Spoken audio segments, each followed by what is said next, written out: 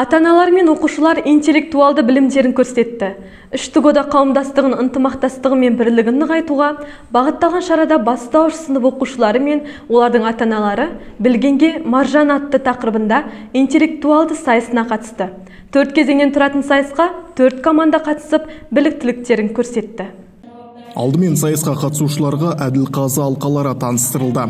Финбридж мектебінің академиялық директоры Бану Леспек қызы ата-аналардың атынан сөз алып, әділдіктің символына айналған құрметті қонақ Нұралы Тоқтыбайұлы, сондай-ақ директордың бастауыш бөлімі бойынша орынбасары Шынар Маратқызы қазылық етті. Мектеп акт залында өтіп жатқан шараның алғашқы сайысы ширату деп аталды. Бұл кезеңде қатысушыларға логикалық сұрақтар қойылды. 1 минут ішінде топ мүшелері алдарына берілген жауап парағына сұрақтың шешімдерін жазды.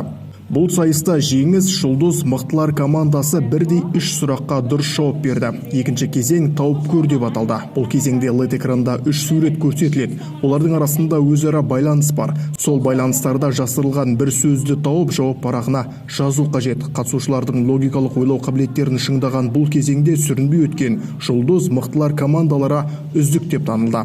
Ал келесі кезең сен білесің бе деп аталды. Бұл сайыста қатысушыларға әлемнің қызық жағдайлары жөнінде сұрақтар қойылды. 1 минут ішінде ойланып, алдарында тұрған жауап парағына сайысқа қатысушылар өз жауаптарын жазды.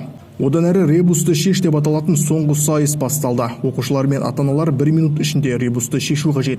Ұшқыр ойымен көзге түскен жеңіс командасы бұл сайыстан мүдірместен өтті. Өткен сайыс бойынша әділқазылардың шешімі дайын болғанша, ата-аналар бүгінгі өткен шараға көз қарастарын білдірді. Жалпы сайыс өте керемет өтті. Мұндай шара ата-ана мен балалардың және ұстаздардың өзара байланысын арттырады. Сайыс барысында тіпті өзіміз де сұрақтардан қиналып қалдық.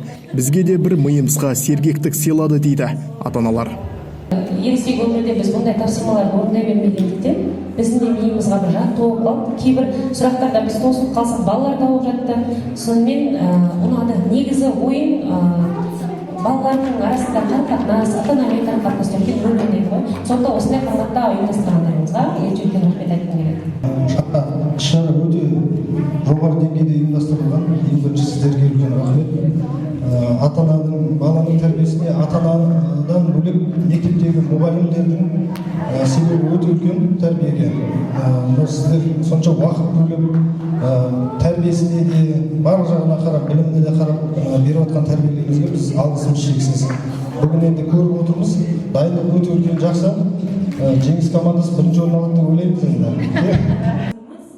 Одан әрі әділқазылардың әділ шешімі бойынша 4 кезеңнен жоғары нәтиже көрсетіп, бірінші орында жеңіс командасы иеленсе, екінші орынға лидер командасы жайғасты. Ал үшінші орынды мықтылар командасы қанағат тұтты.